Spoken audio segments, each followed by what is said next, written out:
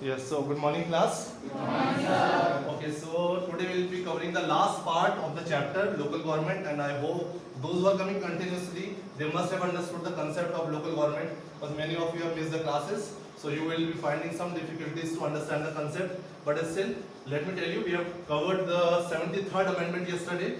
That was relating to the rural local governments. क्या modifications हुए हैं after the amendment act. Now, yesterday I had started, but period was over, so I am starting once again. That when we talk about 74th Amendment Constitutional Act, that is relating to urban local governments. That is, we call them municipalities.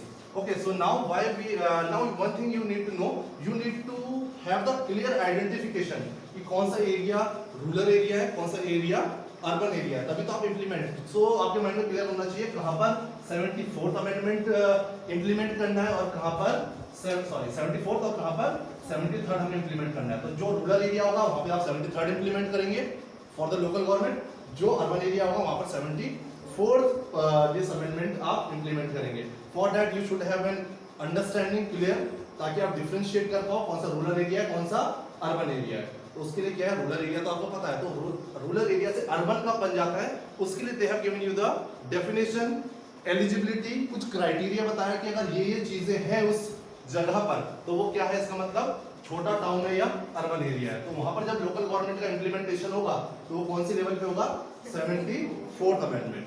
तो हम कैसे पता चलेगा, हो सकता है कुछ rural area उसका तो आपको पता चल जाएगा गांव है, पर कोई छोटा टाउन होगा जिसमें कुछ रूरल एक्टिविटीज भी हो रही हैं, कुछ अर्बन एक्टिविटीज भी हो रही है. तो आप कैसे मेक आउट करोगे, on the basis of activity you clearly can not से कि इसमें 74th ही इंप्लीमेंट होगा.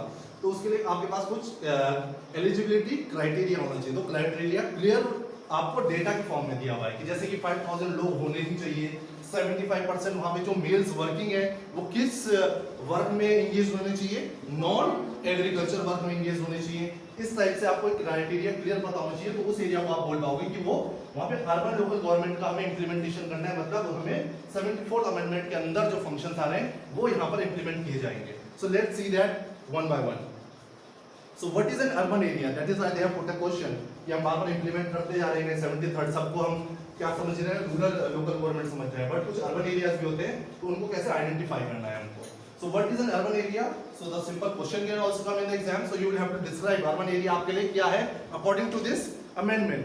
So it is very easy to identify big cities like आपको मॉल्स और बड़े-बड़े रोड्स और फ्लाईओवर्स देख के बड़ी सिटीज का तो आपको पता चल जाएगा दिस इज अ सिटी.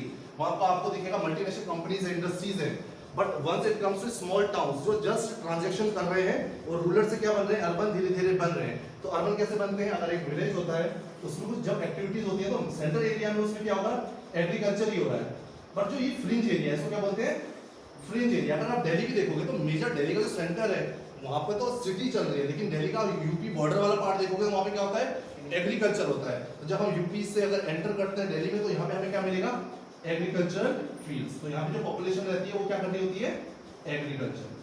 तो हमें ये देखना पड़ेगा ये एरिया भी कब अर्बन बन सकता है, धीरे धीरे हो सकता है यहाँ पे अर्बनाइजेशन आ जाए और ये पूरा एरिया भी जो ये कवर करता था पहले एग्रीकल्चर का एरिया, ये भी किसमें आ जाए, कन्वर्ट हो जाए अर्बन एरिया में. तो उसके लिए हमें क्लियर डेफिनेशन होनी चाहिए ना अर्बन की, तो वो देखना है. ठीक है, तो जो बड़ी सिटीज होती है उसे आप इजीली आइडेंटिफाई कर लेते हैं. Did I start the video also, इस पर टाइमिंग चल रही है पक्का. So it is very easy to identify big cities like Mumbai or Kolkata, but it is not so easy this about some very small urban areas that are somewhere between the village and the town. So they are saying that कुछ areas village और towns के बीच का होता है, उस area को identify करने में थोड़ी डिफिकल्टी आती है कि इसके अंदर हम rural area rural local government को इंप्लीमेंट करें या अर्बन लोकल गवर्नमेंट को. उसको आइडेंटिफाई करने के लिए they have given a formula here, formula ही बोलेंगे. ठीक है, the census of India defines, जो सेंसस हुआ था लास्ट सर्वे हुआ था 2011 में, कितने इयर्स में होता है सर्वे इंडिया का, एवरी 10 इयर्स. अभी 2021 में होगा.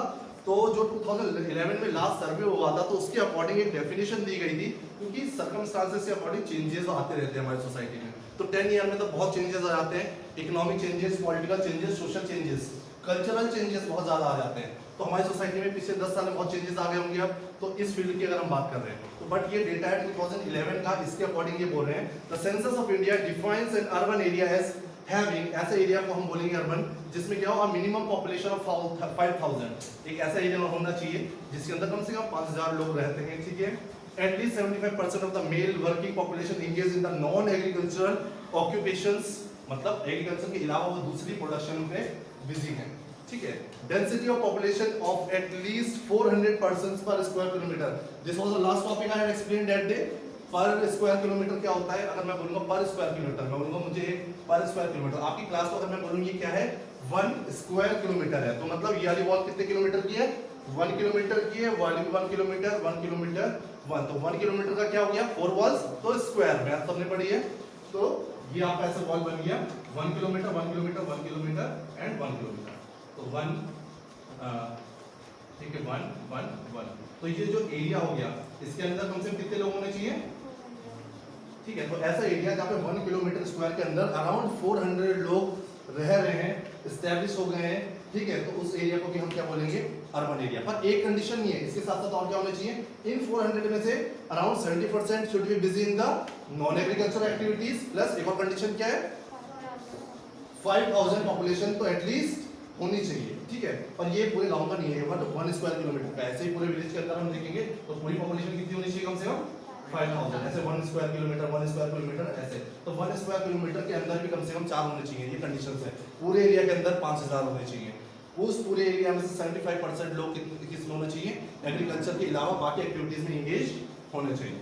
तो ये कंडीशंस और ये कुछ एलिजिबिलिटी क्राइटेरियाज हैं जो हम छोटे टाउन्स को रिकॉग्नाइज कर पाए कि वो अर्बन में आएंगे या रूरल में आएंगे। A density of population of at least 400 persons per square kilometer. As per 2011 census, about 31% of India's population lives in urban area. तो 2011 का जो लास्ट सर्वे आया था उसमें बताया गया था इंडिया के टोटल पॉपुलेशन में से around 31% of people are living and engaged in the which activities, secondary और the tertiary activities. Secondary और tertiary activities किसमें एरियाज में होती है, अर्बन एरियाज में होती है, बिकॉज प्राइमरी एक्टिविटीज हमारी कहाँ पर इन्वॉल्व रहती है, एट द बेस लेवल, हमारे एग्रीकल्चर विलेजेस तक रहती है। अब व्हाट डू यू थिंक, अब ये कितना हो गया होगा percentage, when the survey will you will see and read the survey for 2021, कितना percentage of people will be living in the urban areas, this will increase और decrease, definitely it is going to decrease, improve now, increase, because urbanisation बहुत fast हो रहा है, growth बहुत ज्यादा हो रहा है। अगर हम वेरियस सेक्टर्स की बात करें, in fields of technology, in the fields of agriculture also, in the fields of industrialization, her field में हम क्या देख रहे हैं, ग्रोथ और डेवलपमेंट हो रहा है continuously. India is one of the new emerging power, global level पे, इंटरनेशनल लेवल पे भी हम देख रहे हैं, तो इंडिया को रिकॉग्नाइज किया जाता है as a new emerging power. जैसे एक टाइम चाइना को किया जाता था because of its economy, China को इकोनॉमी की वजह से किया जाता था, इंडिया को अभी रिकॉग्नाइज किया जा रहा है as one of the most important country, emerging countries of the world, because of its multi-dimensional growth, multi-dimensional in terms of technology, in terms of military powers and equipments, in terms of agricultural production में increase हो रहा है, modifications in the agricultural fields, तो सारी चीज़ों को increase करके हमारी population जो पहले बस quantitative हुआ करती थी, quantitative मतलब बस नंबर ज़्यादा है, skilled labor नहीं थे, अब हमारे इसमें क्या हो गया है, हम क्वांटिटेटिव भी हो रहे हैं, सॉरी क्वालिटेटिव होते जा रहे हैं, मतलब हमारे अंदर क्वालिटी भी आ रही है। पहले बस हमें नंबर में गिना जाता था, इंडिया की सेकंड लार्जेस्ट पॉपुलेशन है आफ्टर चाइना, बट अब हमारी जो पॉपुलेशन है उसमें क्या आ गई है, क्वालिटी भी आ गई है, बिकॉज हमारी पॉलिसीज चेंज हुई है, हमने गर्ल्स एजुकेशन लाया है, बेस लेवल से रूरल एरिया से हमने ग्रोथ और डेवलपमेंट को शुरू किया है, तभी तो हम इसको ला रहे हैं ना, ताकि इंडिया का डेवलपमेंट विकास हो। अगर विकास हमें चाहिए लोकल लेवल पे, गवर्नमेंट लेवल पे, चाहे वो अर्बन हो चाहे रूरल, तो हमें कहाँ से डेवलपमेंट शुरू करना पड़ेगा, बेस। जब हमारी कंट्री का बेस स्ट्रॉन्ग हो, automatically at the top level तो हम इजीली ग्रोथ कर ही लेंगे, ठीक है। In many ways, the 74th amendment, अब 74th के बारे में बता रहे हैं, उसे कंपेयर कर रहे हैं 73rd से, because in 74th amendment it is good for you, आपको सेपरेट कुछ भी नहीं पढ़ना है, बस क्या होता है इसमें, जो 73rd है वो सारी चीजें रूरल एरियाज में इंप्लीमेंट हो रही है, जो हमने 73rd में पढ़ा सेम चीजें इंप्लीमेंट किसमें होंगी, 74th में भी होंगी, बट ये कौन से एरियाज होंगे, अर्बन एरियाज होंगे। स्टेट ऑर्गेनाइजेशन की बात की हमने, या किसकी बात की थी इसके अंदर, हमने इलेक्शंस की बात की, रिजर्वेशन की बात की हमने, कमिश्नर की बात की हमने, इसके अंदर फाइनेंस कमीशन की बात की, वो सारी चीजें विलेज के अलावा टाउन्स में भी होंगी, ठीक है। तो सेम सब्जेक्ट्स इसमें ट्रांसफर हो जाएंगे, बट डिफरेंस ये है कि 73rd रूरल में इंप्लीमेंट होता है, ये अर्बन में, उसी को रीड कर रहा हूँ। In many ways, the 74th amendment is a repetition. उसी के लिए वर्ड यूज कर रहे हैं, repetition of the 73rd amendment, except that it applies to the urban area. बस यही फर्क है कि वो एक अर्बन एरिया में इंप्लीमेंट होता है, एक रूरल एरिया में इंप्लीमेंट होता है। Otherwise, the basic features and functions of both the amendments are same. All the provisions of 73rd amendment relating to जैसे direct election, reservation, transfer of subject हमने समझा, स्टेट इलेक्शन कमीशन के बारे में हमने पढ़ा, स्टेट फाइनेंस कमीशन के functions हमने पढ़े, are incorporated in the 74th amendment also. 74th में भी ये सारी चीजें आएगा. 74th भी आता है, पूछा जाता है आपसे उसके अंदर क्या क्या इंप्लीमेंटेशंस हुए थे.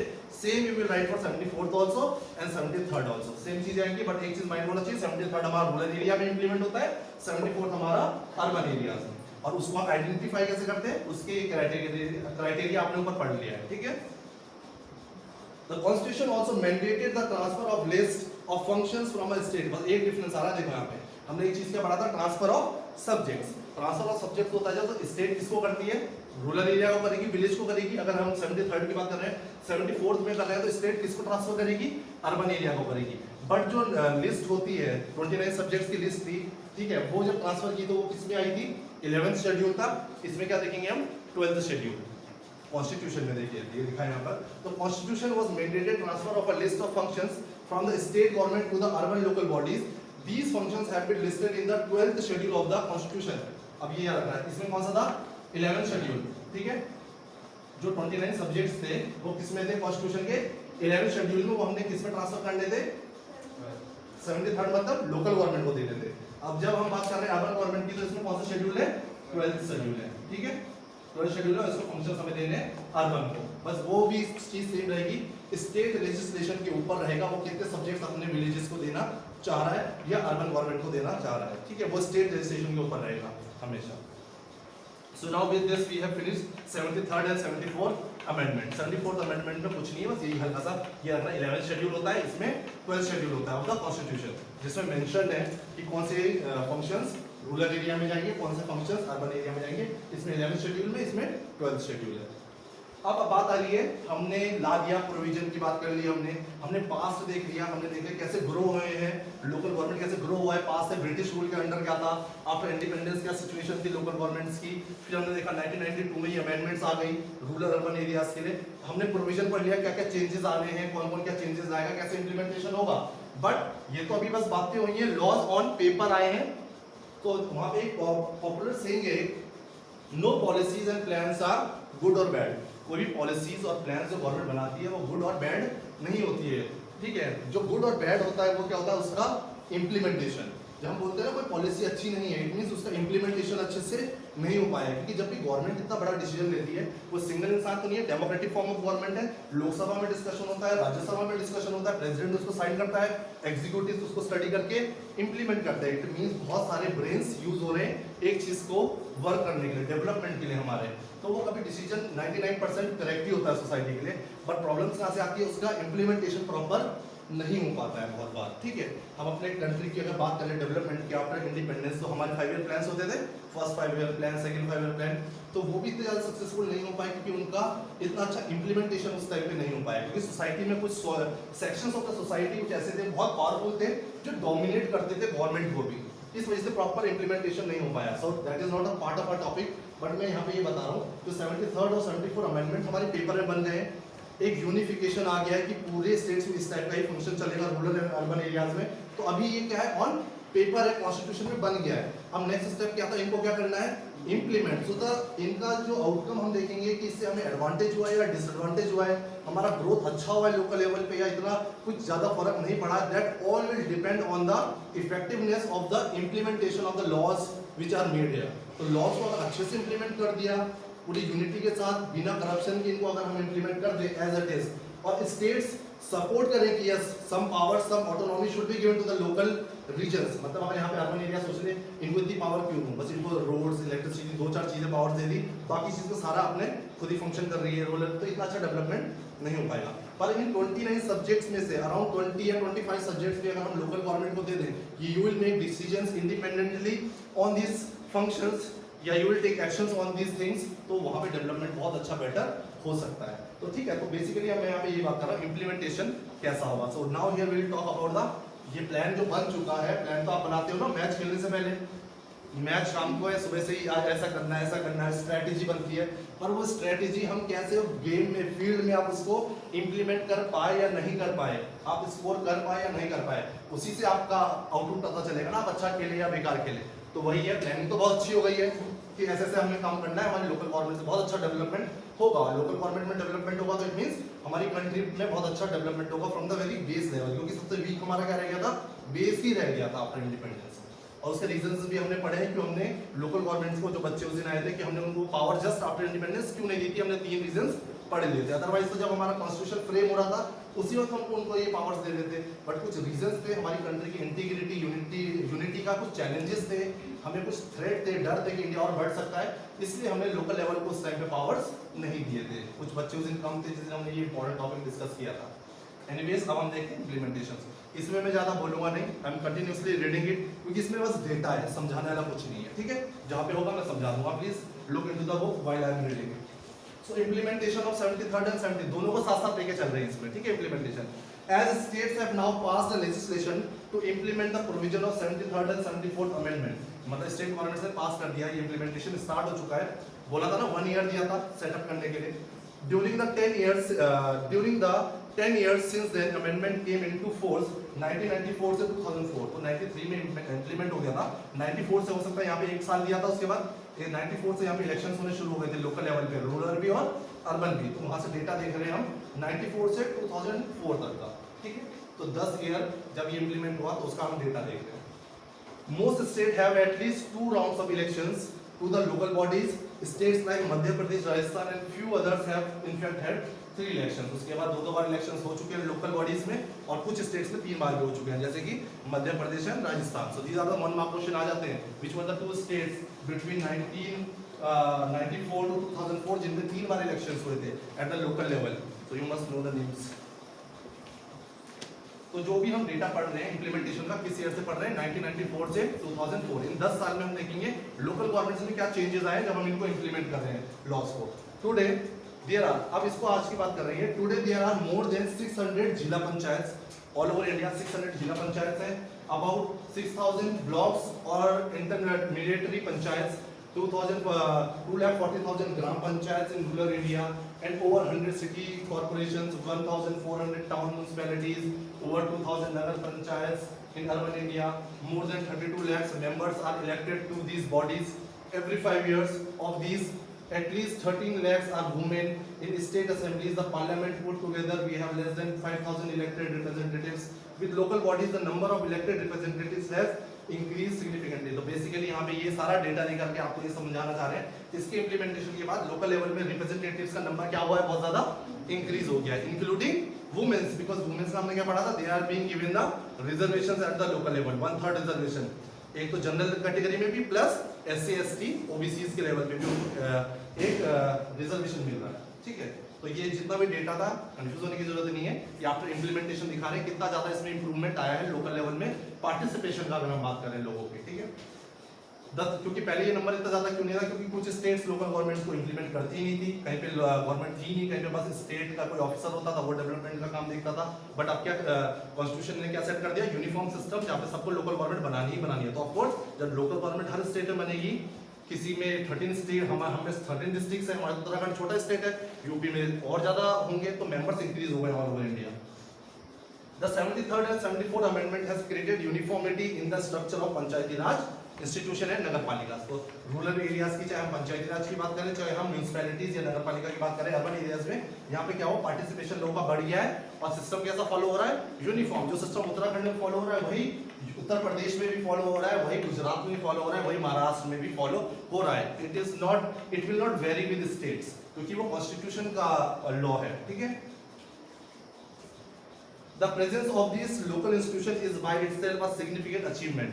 ये बोल रहे हैं कि ये जो हमने इम्प्लीमेंट किया है लॉस को, ये अचीवमेंट है, क्योंकि अब हर स्टेट में, हर डिस्ट्रिक्ट में, हर लेवल पे हम क्या देख रहे हैं, लोकल गवर्नमेंट, वहाँ पे डेवलपमेंट हो रहा है, कैसा हो रहा है वो other part of the story है, बट स्टिल लोगों को रिप्रेजेंटेशन तो मिल रहा है हर लेवल पे। पहले रिप्रेजेंटेशन नहीं मिलता था, प्लस वुमेन्स का इतना पार्टिसिपेशन नहीं था, वीकर सेक्शंस के जो लोग थे, SC ST OBC, उनको कोई इंपॉर्टेंस नहीं मिलती थी, वो अपनी व्यूज ओपिनियंस आगे नहीं रख पाते थे। बट अब उनके लिए क्या है, रिजर्व सीट्स है। जब उनके लिए रिजर्व सीट्स है, अगर इस एरिया से कोई OBC SC ST को अगर रिजर्व सीट्स है, अगर वो यहाँ पंचायत हेड बनता है या ब्लॉक प्रमुख बनता है, तो ऑफकोर्स वो अपने जो कम्युनिटी की उनकी इंटरेस्ट की बात कर पाएगा। उनको क्या डेवलपमेंट की जरूरत है, तो इसलिए जरूरत था कि हर सेक्शंस ऑफ द सोसाइटी से रिप्रेजेंटेशन मिले लोकल गवर्नमेंट के अंडर, और ये एक अचीवमेंट माना जा रहा है इसको कि ऐसा हो रहा था फिलहाल, ठीक है। तो पहले हम कुछ हर पहलू के पॉजिटिव नेगेटिव दोनों पॉइंट्स होते हैं, एडवांटेज भी होते हैं, कुछ डिसएडवांटेज भी होते हैं। कोई ऑर्गेनाइजेशन परफेक्ट नहीं हो सकता है, हमारा इसको बहुत अच्छा चल रहा है, ठीक है, बहुत सारे एडवांटेजेस भी होंगे, पर कुछ चीजें हमें दिखेंगी ये गलत है, इसे इंप्रूवमेंट करने की जरूरत है। तो कोई भी प्रोसेस होता है उसमें हमेशा चेंजेस तो होते ही रहेंगे। फिर पासेज ऑफ टाइम हम कोरोना के टाइम पे देखते हैं, पहले कुछ रूल हमने एक एक करके बुलाए, फिर हमें लगा बच्चे कमा रहे हैं, हमने चेंज किया, आपको रेगुलर लाने लग गए। अगर हमें लगता है केसेस बढ़ रहे हैं तो दोबारा से हो सकता है आपको कम को बुलाने लगे, हो सकता है फिर बंद ही हो जाए। तो ये क्या हमें चेंजेस करने पड़ते हैं अकॉर्डिंग टू द सिचुएशंस। तो यहाँ पे हम देख रहे हैं चेंजेस हो रहे हैं हमारे लोकल गवर्नमेंट में, चेंज आ रहा था। तो बेसिकली इंपॉर्टेंट थिंग क्या थी, जो हमने इनिशिएटिव लिया अमेंडमेंट्स का, उससे हम बहुत बड़ा चेंज देख रहे थे हमारे लोकल गवर्नमेंट के लेवल में अराउंड द कंट्री, जो कैसा था, यूनिफॉर्म था, सेम था। द प्रोविजन ऑफ द, अब यहाँ पे क्या है, the provision of the reservation. तो ये ना आप एक एक एलिमेंट उठा रहे हैं। पहले हमने पार्टिसिपेशन की बात कर ली, फिर हमने वुमेन्स की भी बात कर ली, फिर हमने कर लिया पंचायती राज और नगर पालिका कैसा सिस्टम चल रहा है। अब हम रिजर्वेशन पे लेके आ रहे हैं कि जब ये हमने इंप्लीमेंट किया तो रिजर्वेशन पे क्या इम्पैक्ट पड़ा है इसका। So the provision of reservation for women at the panchayats and nagar palikas has ensured the presence of a significant number of women in local bodies. तो इसकी वजह से एक सिग्निफिकेंट हो गया है, बहुत इंपॉर्टेंट हो गया है, और इंश्योर कर लिया हमने कि इतनी नंबर ऑफ वुमेन्स तो लोकल गवर्नमेंट में होंगी होंगी। And it was very important specially for a country like India, जहाँ पे इतनी ज्यादा डाइवर्सिटी थी, प्लस हमारी सोसाइटी कैसी थी, मेल डोमिनेंट सोसाइटी हुआ करती थी आफ्टर इंडिपेंडेंस। तो बहुत ज्यादा जरूरत थी हमें कि हमारी जो गवर्नमेंट में पार्टिसिपेशन हो किसका हो, वुमेन्स का हो, क्योंकि जो वुमेन्स इश्यूज फेस कर रही है इन देयर डेली लाइफ, वो एक कोई एक मेल सरपंच या हेड जिला पंचायत की अगर हम बात करें, वो मेल आगे लेकर के नहीं आ सकता है। अपनी वुमेन की प्रॉब्लम कौन आगे लेकर के आ सकता है, वुमेन एम्पावरमेंट की बात कौन आगे कर सकता है, जब वुमेन सरपंच होगी या वुमेन पंच होगी या ब्लॉक लेवल में ब्लॉक प्रमुख होगी या आईएएस होगी या गर्ल्स भी हो सकती हैं, ऐसा तो नहीं है ना, ठीक है। तो हर लेवल पे हमने देखा अगर मेंबर वुमेन्स भी होंगी, हम उनको रिजर्वेशन देंगे तो वो वुमेन्स के इंटरेस्ट की बात कर पाएंगे जो मेल इतने सालों से नहीं कर रहे हैं, वो उस चीज को आगे नहीं लाना चाहते हैं। Like in the case first example में हमने देखा था जो फीमेल सरपंच थी, उसने कौन कौन सी बातें की थी, हमारी डोमेस्टिक वायलेंस। कोई मेल सरपंच होता है और डोमेस्टिक वायलेंस को इरेडिकेट करने की बात करता, कोई एक्शन लेता वो डोमेस्टिक वायलेंस के ऊपर नहीं।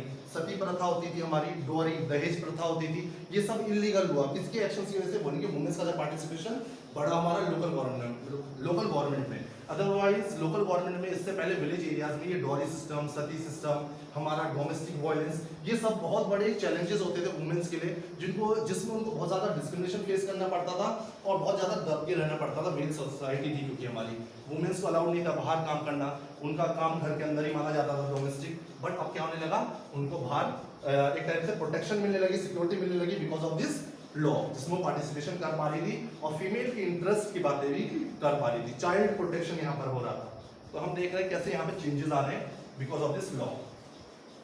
वही लिखा है पहले में, the provision of reservation of women at the panchayat and Nagar पालिकास has ensured the presence of significant number of women in the local body. At this reservation is also applicable for the position of sarpanch and अध्यक्ष। और ये जो reservation था वो normal member तक के लिए एप्लीकेबल नहीं था, अगर वो सरपंच भी बन सकती है, अध्यक्ष, प्रेसिडेंट, हेड पोजीशन भी बन सकती है वुमेन, ठीक है। A large number of women elected representatives have come to occupy these positions। और ये जो सबसे टॉप वाली पोजीशंस है, इतने सालों में हमने देखा बहुत सारी वुमेन्स क्या बनी है। हमने एग्जांपल देखा था, 2 विलेज की सरपंच थी, ठीक है, ब्लॉक प्रमुख भी बनी है और जिला में आईएएस ऑफिसर्स भी इलेक्ट हुई है, बहुत सारी लड़कियां, ठीक है। There are at least 200 women अध्यक्ष इन जिला पंचायत। तो अभी एक रफ आइडिया दे रहे हैं, अराउंड 200 हमारी जो फीमेल्स है वो क्या बनी, जिला पंचायत बनी है। Another 2000 women who were president at the block, मतलब ब्लॉक प्रमुख भी बनी है। एंड तालुक लेवल पे अगर हम देखें, मतलब ब्लॉक लेवल या तालुक एक ही होता है। और मोर देन 80,000 सरपंच अगर हम देखें इंडिया में अराउंड कितनी वुमेन्स बनी है, 80,000। तब से जब से इंप्लीमेंट हुई है तब से अब तक 80,000 वुमेन सरपंच, विलेज की हेड भी बन चुकी है। तो इससे हम देख रहे हैं वुमेन्स का पार्टिसिपेशन बढ़ रहा है। जब वुमेन्स का पार्टिसिपेशन बढ़ेगा तो वुमेन्स के इंटरेस्ट, बाकी तो इश्यूज कॉमन रहते हैं, रोड, इलेक्ट्रिसिटी, हॉस्पिटल, ये तो सभी करते हैं, बट कुछ चीजें अलग थी। लाइक उस वुमेन ने क्या और इंपॉर्टेंट चीज आई थी, इन्वायरमेंट के लिए अवेयरनेस। डिफॉरेस्टेशन बहुत ज्यादा हो रहा था बिकॉज ऑफ डेवलपमेंट एक्टिविटीज, तो उसने क्या बोला, पेड़ों को लगाओ। अफॉरेस्टेशन, अवेयरनेस लेकर के आई, डोमेस्टिक इश्यूज के बारे में बात करी, चाइल्ड को प्रोटेक्ट, चाइल्ड डेवलपमेंट की बात करी, एजुकेशन की बात करी। तो यहाँ से चेंजेस आ रहे हैं क्योंकि हमने चेंज इन लीडरशिप किया है, ठीक है। तो यहाँ से इम्प्लीमेंटेशन में जो चेंजेस हो रहे हैं, तो कुछ ज्यादा याद करने वाला तो नहीं है, बस आपको समझने की जरूरत है इसको।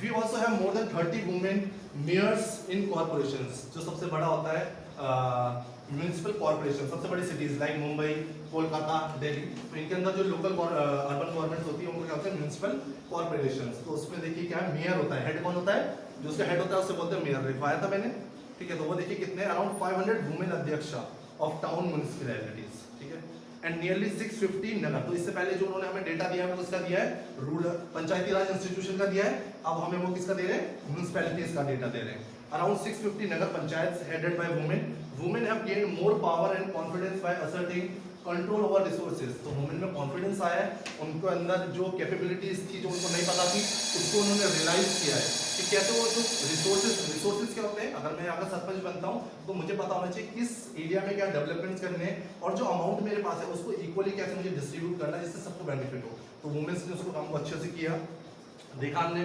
इसीलिए देखो जब कोई एग्जांपल दिया होता है बुक में, जो पहले तो एग्जांपल दिया अब उसको आप रिलेट कर पा रहे होंगे इन टॉपिक से कि हमने वो 2 एग्जांपल क्यों पढ़े थे, तो कैसे वो सारे रिसोर्सेज को यूज कर रही थी for various developmental work of the village.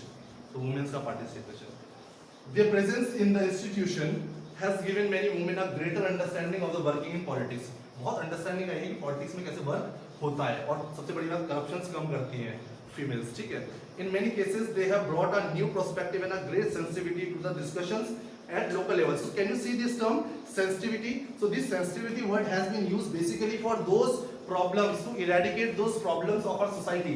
उन्हें क्या बोलेंगे, evil problems थे, evil थे, वो गलत थे हमारी सोसाइटी, सती सिस्टम, डॉरी सिस्टम, जैसे कि और डोमेस्टिक वायलेंस, ये सारी एक्टिविटीज को कौन हटा पाई, फीमेल्स। तभी उनको क्या बोला है, वो पॉलिटिक्स में जब आई तो वो सेंसिटिव इश्यूज जो थे, जो कोई मेल रेज नहीं करता था या उसके लिए वर्क नहीं करता था, दो sensitive issues were raised by the females. तो हम यहाँ पे एडवांटेज देख रहे हैं फीमेल्स को यहाँ पे रिजर्वेशन देने का eight the local level, 1/3 reservation. So in many cases they have brought a new perspective and greater sensitivity to the discussions at local bodies. In many cases women were unable to ascertain their presence and were merely proxies for the male members of their family who sponsored their claim. Such instances however are becoming fewer. अब यहाँ पे ये क्या कह रहे हैं, कुछ villages में हमने in the beginning of this हमने क्या, मैंने बताया कुछ पॉजिटिव होता है कुछ नेगेटिव। मान लीजिए एक विलेज है, इसमें एक रिजर्व सीट आई थी फीमेल के लिए, फीमेल ने इलेक्शन लड़ा और वो यहाँ पे क्या बन गई, सरपंच बन गई, बट स्टिल वो मैरिड है, उनके हस्बैंड होंगे, तो husband will be playing a important role. यहाँ पे बस नाम के लिए एक ये फॉर्मली रहेगा कि हेड कौन है, सरपंच कौन है, एक फीमेल है, और उसका काम कौन कर रहा है, सारा डेवलपमेंट का हो चाहे रिसोर्स का हो कि कहाँ पर क्या पैसा लगना है, लोगों से मिलना, मीटिंग में जाना, ज्यादातर काम कौन कर रहा है, उनका हस्बैंड। तो प्रॉक्सी हो जाता है। प्रॉक्सी क्या होता है, बेसिकली जब हम कॉलेज में जाते हैं, हम क्लास में जा नहीं रहे, दोस्त यस सर करके हमारे अटेंडेंस लगवा देता है, हम फिजिकली वहाँ पे प्रेजेंट नहीं है पर हमारे बेसिस पे किसी ने अटेंडेंस वहाँ पे लगवा दी, कॉलेजेस में बोलते हैं उसको क्या होता है, मेरी प्रॉक्सी लगवा देना, ठीक है। तो इन द सेम में यहाँ पे प्रॉक्सी वाला काम हो रहा था कि फीमेल जिसको हमने रिप्रेजेंट किया है वो यहाँ पे वर्क नहीं कर रहे, उसके husband on behalf of her वो यहाँ पे पार्टिसिपेट कर रहा है जहाँ तक पॉसिबल हो सकता है, ठीक है, क्योंकि उसकी जान पहचान ज्यादा है, वो लोगों से मिल रहा है, डिसाइड कर रहा है, रिसोर्सेज को बांट रहा है, उसकी बीवी क्या है, साइन अथॉरिटी बनी हुई है। जैसे हमारा प्रेसिडेंट होता है, हमारी कैबिनेट सारे डिसीजंस करती है, इंप्लीमेंट करती है, बस प्रेसिडेंट क्या करता है उसमें साइन करता है और वो रूल लॉ इंप्लीमेंट होने के लिए तैयार हो जाता है। इन द सेम है, तो इस टाइप के कुछ एक्टिविटीज विलेजेस में चल रही थी, बट अब देखेंगे आज के करंट सिनेरियो में ये एक्टिविटीज क्या हो गई है, लगभग खत्म हो गई। अब ऐसा नहीं है, बट इन द बिगिनिंग ऐसी भी कुछ सिचुएशन सामने आई थी जहाँ पे प्रॉक्सीज वाला काम चल रहा था, ठीक है, क्योंकि यहाँ पे क्या माना जाता था, फीमेल को सीट आई, पैसा कमाने के लालच में उसे इलेक्शन लड़वा दिया, इलेक्शन तो कमाएंगे, ठीक है, यहाँ पे वो बन तो गई सरपंच, पर उसका काम क्योंकि सोसाइटी कैसी थी, मेल डोमिनेटेड थी, तो फीमेल को घर से बाहर जाके ऐसे मीटिंग्स में ज्यादा अलाउड नहीं होता था, क्योंकि हमारी सोसाइटी की अपब्रिंगिंग कुछ इस टाइप से हुई थी उस टाइम। आज ऐसा नहीं है, आज इक्वालिटी आ चुकी है, आज हम इस पॉइंट ऑफ व्यू से नहीं देखते हैं कि फीमेल ये काम कर सकती है, नहीं, अब सब बराबर है, इनफैक्ट फीमेल हमसे ज्यादा बेटर कर रही है इन डिफरेंट प्रोफेशंस, चाहे कितना भी अच्छा। अभी हम ओलंपिक्स के ऊपर आपको असाइनमेंट भी दिया है, मेडल देख रहे हैं, कितनी सारी लड़कियों ने शुरू किया था सबसे पहले, ओके, तो ये प्रॉब्लम आई थी, बट जो अब नहीं है। तभी लास्ट लाइन में लिखा हुआ है सच इंस्टेंसेस, ऐसी जो इंस्टेंस है हाउएवर आर बिकमिंग फ्यूअर, अब बहुत कम जगह ऐसा होगा। While reservations for scheduled caste and scheduled tribes, अब वुमेन सब किसके ऊपर आ गए, शेड्यूल्ड ट्राइब और शेड्यूल्ड कास्ट के ऊपर। By constitutional amendment, most states have also made a provision to reserve seats for backward classes. तो हमने शेड्यूल्ड कास्ट शेड्यूल्ड ट्राइब को तो हमने दी थी रिजर्वेशन, बट कुछ स्टेट्स में हमने किसको दिया था, मैंने बताया ओबीसी, जहाँ पे उनकी पॉपुलेशन थी, okay. As the Indian population has 16.2% scheduled, तब मैंने बोला जो आज मैं टॉपिक्स पढ़ाने वाला हूँ उसमें कुछ नहीं है, जो हमने पढ़ा है उसी का रिवीजन है, बट इसमें क्या है, डेटा है कि इंप्लीमेंट होने के बाद बेसिकली डेटा क्या था। तो 16.2% ऑफ द पीपल जो इंडिया में है वो क्या है, शेड्यूल्ड कास्ट के हैं। 8.2% ऑफ द पीपल क्या है, शेड्यूल्ड ट्राइब्स के हैं। एंड ओनली 6.6 लाख जो पॉपुलेशन है members in the urban and the local bodies hello from these two communities. Total बताएं दोनों कम्युनिटी से मिलाकर 6.6 इलेक्टेड मेंबर जो लोकल लेवल पे इलेक्ट होते हैं, दोनों कम्युनिटी से मिलाकर कितने, 6.6 लाख पीपल है around. This has significantly altered the social profile of local bodies. The bodies have thus become more representative of the social realities they operate within. तो ये बोल रहे हैं हमने हर सेक्शन ऑफ द सोसाइटी को क्या दे दिया, एक टाइप से लोकल बॉडी में रिप्रेजेंटेशन दे दिया था। लोकल लेवल पे अब हम देखेंगे पूरी कंट्री में हर कास्ट, हर रिलीजन के इंसान को रिप्रेजेंटेशन दिया है ताकि वो अपने इंटरेस्ट की बात, अपनी कम्युनिटी, अपने ग्रुप की इंटरेस्ट की बात गवर्नमेंट तक पहुंचा सके। ऐसा ना कोई सेक्शन ऑफ द सोसाइटी ऐसा रह गया जिसको रिप्रेजेंटेशन मिल ही नहीं रहा है, बाकी का डेवलपमेंट हो रहा है उसकी सोसाइटी के बारे में कोई सोच ही नहीं रहा है, क्योंकि वहां से कोई लीडर उठ के नहीं आया जो बात करे उस सेक्शन ऑफ द सोसाइटी की। इसलिए हर किसी को SC, ST, OBCs, general, women's के भी अंदर कैटेगरी SC, ST की वुमेन्स, सबको प्रॉपर हमने रिजर्वेशन देने की बात की at the local level, rural and urban दोनों में। But tensions and struggle is always whenever there is an attempt to make democracy more meaningful, this gives power to those who did not enjoy it earlier. This is bound to be some conflict and tension in society. ये बोल रहे हमेशा क्या होता है, मान लीजिए ये विलेज था, इस विलेज में सीट आई, एक रिजर्व सीट आ गई फॉर SC। यहाँ पे जो सरपंच का इलेक्शन होगा वो रिजर्व आ जाता है इलेक्शन से पहले ही, यहाँ पे जो इलेक्शन होगा वो जो सीट रिजर्व है किसके लिए होगी, SC। तो इस सीट के लिए जितने भी कंटेस्टेंट होंगे वो इलेक्शन लड़ेंगे, वो किस कैटेगरी के होंगे, SC के। और मान लीजिए यहाँ पे बहुत सारे लोग किस कैटेगरी के, जनरल के रहते हैं इस विलेज के अंदर, तो इनको प्रॉब्लम होगी या नहीं होगी, ये बोलेंगे ना यहाँ पे हम लोग रहते हैं तो SC को यहाँ पे सीट दे दी है। तो ये बोल रहे हैं डेमोक्रेसी में जब भी हमको चेंज करते हैं तो हमेशा कॉन्फ्लिक्ट से क्रिटिसाइज तो किया ही जाएगा। तो डेमोक्रेसी का मीनिंग ही यही है, हमें इस क्रिटिसिज्म से आगे बढ़ना है। उस चेंज को लोग एक्सेप्ट करेंगे, बट टाइम लगेगा, और उस चेंज को लोग एक्सेप्ट करेंगे। हमारे जो कंट्री में इतने ज्यादा डाइवर्सिटी और डिफरेंसेस थे, हम कास्ट सिस्टम की बात करते थे, ब्राह्मण्स होते थे, हमारे क्षत्रियास होते थे, वैश्यास होते थे, शूद्रास होते थे, तो इसे बहुत स्ट्रांगली हम पहले फेस करते थे। उसी का एक रीजन भी रहा, मैंने बोला जब 1950s के बाद हमारा कॉन्स्टिट्यूशन बना 47 में, तो हमने लोकल गवर्नमेंट्स को इंपॉर्टेंस इसीलिए नहीं दी थी क्योंकि जो हमारे विलेजेस थे, मैंने क्या बोला था, कास्ट बेस्ड थे बहुत ज्यादा, है ना, और उस कास्ट को इतना स्ट्रांगली हम फॉलो करते थे, इतने हम ऑर्थोडॉक्स थे अपने कास्ट को लेकर के, तो यहाँ पे ग्रोथ और डेवलपमेंट होना बहुत मुश्किल था। ठीक है, तो डेमोक्रेसी में क्या है, हमें इन चीजों को ओवरकम करना है। चैलेंजेस आएंगे, प्रॉब्लम्स आएंगी, बट हमें इन्हें क्या करना है, ओवरकम करना है। डेमोक्रेसी का मतलब ही यही है। The constitutional amendment assigned as many as 29 subjects to the local government. ये तो हमें पता है 29 subjects local government को दिए हैं। All these subjects are related to the functions, और जो ये 29 subjects हैं, they are directly linked to the developmental activities of the local area. ठीक है, वो हमने पढ़ लिए थे subjects कौन कौन से थे। The experience with the functioning of local government in the past and decade has shown that local government in India enjoy limited autonomy. अब प्रॉब्लम यहाँ पे आ रही है, हम कुछ सालों से देख रहे हैं, अभी तक हमने एडवांटेजेस देख लिए, सारे रिजर्वेशन A to Z हमने देख लिया, फायदा हुआ है लोकल गवर्नमेंट से, रिप्रेजेंटेशन मिला है, ठीक है, एक यूनिफॉर्म सिस्टम स्टार्ट हो गया है। लेकिन थोड़ा सा हम कुछ सालों से ये देख रहे हैं विलेज लेवल्स में, इन लोकल गवर्नमेंट्स में, कि इनको डिसीजन मेकिंग की पावर अभी भी इतने अच्छे से नहीं मिली है। उसका रीजन क्या है, जो मैंने बताया था 29 सब्जेक्ट्स थे, जो इट डिपेंडेंट ऑन, किसके ऊपर डिपेंड करता था, स्टेट लेजिस्लेचर, मतलब स्टेट गवर्नमेंट के ऊपर डिपेंड करता था, वो अर्बन लोकल को दे या ना दे, कुछ तो देंगे, ऐसा नहीं कुछ नहीं, कितने 29 में से 5 दे दिए, 10 दे दिए, तो इतनी अच्छी डिसीजन मेकिंग, जो बाकी की चीजें हैं उसके लिए उसको डिपेंडेंट रहना पड़ेगा, किसके ऊपर, स्टेट के ऊपर। मान लीजिए यहाँ पे 10 सब्जेक्ट दे दिए, बट बाकी जो 19 सब्जेक्ट्स है उसके डिसीजन मेकिंग में, उसके लिए जो हमें फाइनेंशियल सपोर्ट चाहिए, उसके ऊपर डिपेंड किसके ऊपर रहेगा, स्टेट, और ये हर स्टेट के ऊपर डिपेंड करेगा वो कितने सब्जेक्ट दे रहा है। तो इसकी वजह से यहाँ पे देखिए क्या प्रॉब्लम है, जो सेकंड पैराग्राफ है ये वाला, इसकी जो थर्ड लाइन है, थर्ड फोर्थ लाइन है, तो एक्सपीरियंस विद द फंक्शनिंग, जो हमने एक्सपीरियंस देखा लोकल गवर्नमेंट जैसे फंक्शन करती रही इन द पास्ट कुछ डिकेड्स में, has shown that local government in India enjoy limited autonomy to perform functions assigned to them. Autonomy मतलब पावर देना किसी को, हमने लोकल गवर्नमेंट बना तो दिया, हमने पूरा स्ट्रक्चर बना दिया, लेकिन हम अभी भी उनको पूरी ऑटोनॉमी नहीं दे पा रहे, और जब उसके पास पूरी ऑटोनॉमी नहीं है तो वो अच्छे से फंक्शन या डेवलपमेंटल वर्क नहीं कर पा रहा है एट इट्स लोकल लेवल। हमने सब कुछ बहुत अच्छा बनाया, बट हम अगर ये भी बोल देते कि स्टेट्स को कंपलसरी 29 सब्जेक्ट्स हैंडओवर कर रहे हैं टू द लोकल गवर्नमेंट, तो जो ऑटोनॉमी थी, पावर थी, डिसीजन मेकिंग की जो राइट्स थी, सारी किसके पास आ जाती, लोकल गवर्नमेंट, तो डेवलपमेंट और बेटर हो पाता। बट कुछ सोच के ही ये किया होगा लोकल गवर्नमेंट, वही बात रही होगी यूनिटी और इंटीग्रिटी इंडिया की। ये इतने पावरफुल हो जाते हैं अगर लोकल गवर्नमेंट में कि अपना ही मैनेजमेंट चलाने लगते, उस टाइम में डिमांड करने लगते सेपरेट स्टेट, इसीलिए इनको स्टिल कुछ कंट्रोल में रखने के लिए कुछ सब्जेक्ट्स किसके अंडर रखे हैं, अभी स्टेट के अंदर, वो स्टेट के ऊपर डिपेंड करेगा। तो ये अच्छे से फंक्शन अभी भी नहीं कर पा रहे हैं, पर स्टिल पहले से बहुत बेटर है कि we have a uniform system, representation मिल रहा है सब लोगों को, डेवलपमेंट भी हो रहा है, बट कुछ चीजों के लिए उन्हें स्टिल डिपेंडेंट रहना पड़ता है स्टेट गवर्नमेंट के ऊपर फाइनेंस के लिए। Many states have now transferred most of the subjects। अभी बहुत सारे स्टेट्स हैं जिन्होंने ज्यादातर सब्जेक्ट अभी कर दिए हैं ट्रांसफर, पर कुछ बाकी है। देखिए many states have not transferred, बहुत सारे स्टेट्स अभी भी हैं जिन्होंने ट्रांसफर नहीं किए हैं बहुत सारे subjects, most of the subjects to the local bodies। This means that local bodies cannot really function in an effective manner, तो ज्यादा इफेक्टिव मैनर में वर्क नहीं कर पाएगा क्योंकि इसलिए उसको डिपेंडेंट रहना पड़ेगा स्टेट के ऊपर। Therefore the entire exercise of electing so many representatives becomes somewhat symbolic। तो हमने जो पढ़ा, जब हमने स्टार्ट की ये टॉपिक इम्प्लीमेंटेशन, तो हमने पढ़ा ना 6,000 6 लाख 2 लाख लोग लोकल लेवल पे पंच बन गए, सरपंच बन गए, प्रेसिडेंट बन गए, म्युनिसिपल हेड्स बन गए, मेयर्स बन गए, हमने नंबर देखा इतने लाख लोग ये बन गए। तो वो ये कह रहे हैं जो हमने ये इतने सारे नंबर पढ़े ये बस क्या है, सिंबलिक रेलेवेंस है, तो दिखाने के लिए, दिखावा है ये, ठीक है। Therefore the entire exercise of electing so many, जो हमने इतने सारे रिप्रेजेंटेटिव्स को इलेक्ट किया eight the local level through this amendment जो ही becomes somewhat symbolic, एक सिंबल बन के रह गया, बस रियल पावर्स नहीं है।